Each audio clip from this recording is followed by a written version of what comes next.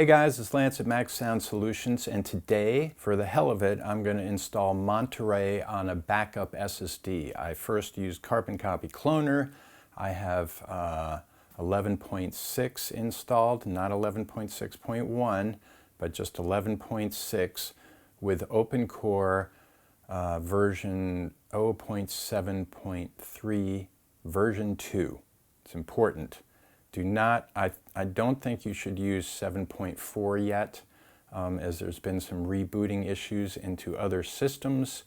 So I'm sticking with 0.7.3 version 2.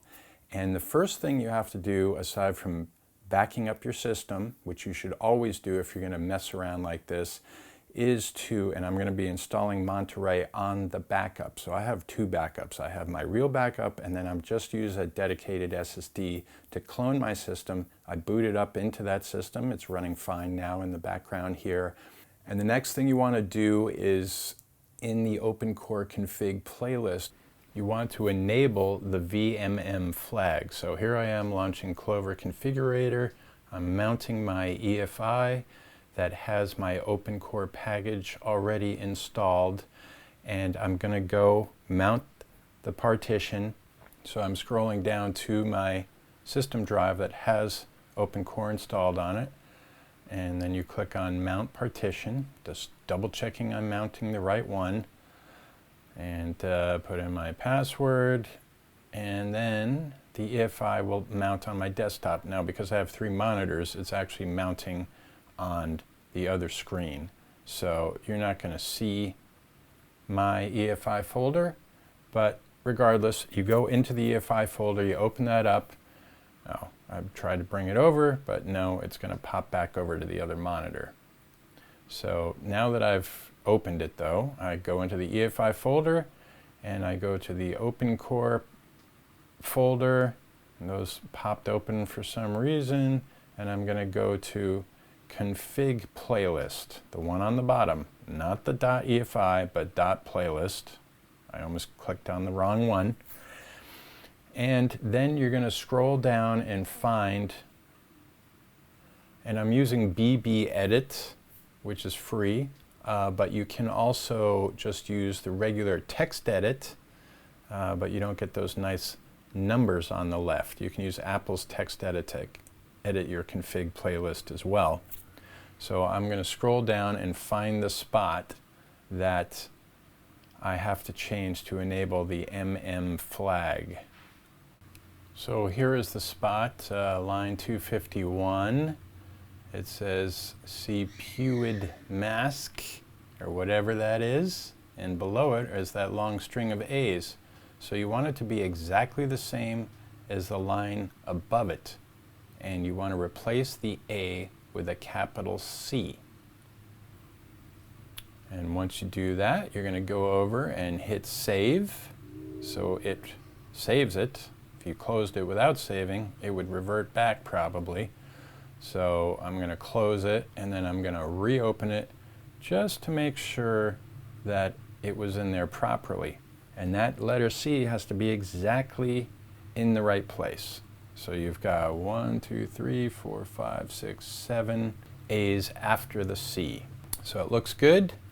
Now I'm going to reboot. So once Monterey is successfully installed, you need to go back and re-edit the config playlist and set the letter C back to A. Otherwise, CPU Turbo Boost will be disabled. Once you're all done with the install, if it goes well, fingers crossed, and it supposedly takes a really long time, like 2 hours, and there's like 5 or 6 reboots that the computer has to do. So you just got to stick with it, and when you think it's stuck, don't force shut it down. Just wait and reboot and let it reboot itself, and be patient.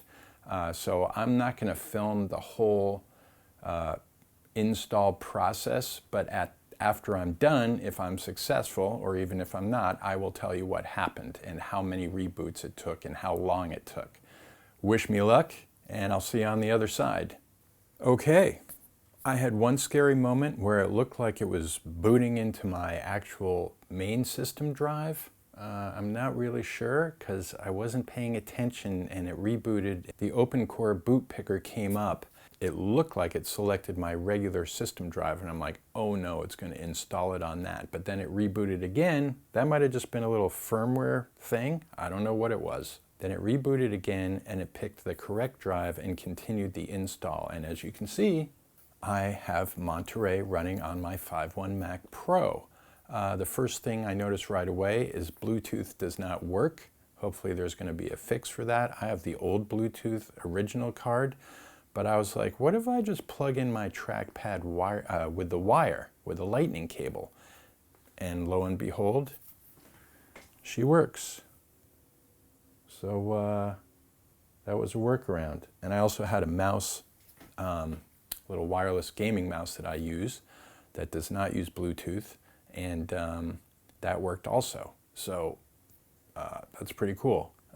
Again, this is just testing it out. I'll be able to see if Pro Tools runs in there. I'm going to try cinematic mode editing with Final Cut Pro X. That's what I'm really hoping will work, because I'll just edit in Monterey going forward for these videos, and then I can mess around with that bokeh stuff. Bokeh, I don't know. Anyway, we're in Monterey on a Mac Pro 2009 running Opencore. Now I'm going to see if I can boot back into my old system and hopefully continue working with Pro Tools, because I know Pro Tools won't work with Monterey for some time yet. So just a quick review of the process. I cloned my Big Sur system to a new SSD. It was 11.6, and I was using Opencore 0.7.3 version 2.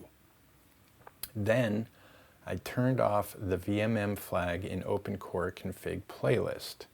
After I did that, I then rebooted and I booted off the clone drive. So I selected my clone drive instead of my original 11.6. I picked the clone 11.6, the copy, and I started the Monterey install process, selecting that drive as the drive for Monterey to be installed on. About 10 minutes went by to download the installer. Your mileage may vary because I have gigabit internet. Then on the first reboot, after it downloaded the installer, I got a short Apple black screen with a little apple in the progress bar, and that went by really quickly, and then it rebooted again. This is where it looked like the boot picker could have selected my old system drive, but it was just a short glance, so I wasn't quite paying attention. I was thinking I might have to, select the clone drive, so I'm not sure what drive it picked on that reboot. And then it did a bunch of installing. It took some time. Then it rebooted again, and this time it definitely was picking the correct drive, and it rebooted one more time, and then I was in. So basically 4 reboots, and the whole process took about 45 minutes, including the download. So not as long as other people were reporting. So a couple of other notes. After you successfully install it, you want to go turn the VM flag off again. Bluetooth does not work. My trackpad works plugged into my USB 3 hub, but it does not work. I can't even turn Bluetooth on. It just flips back off every time I try and switch it on. And hopefully there'll be a fix for that.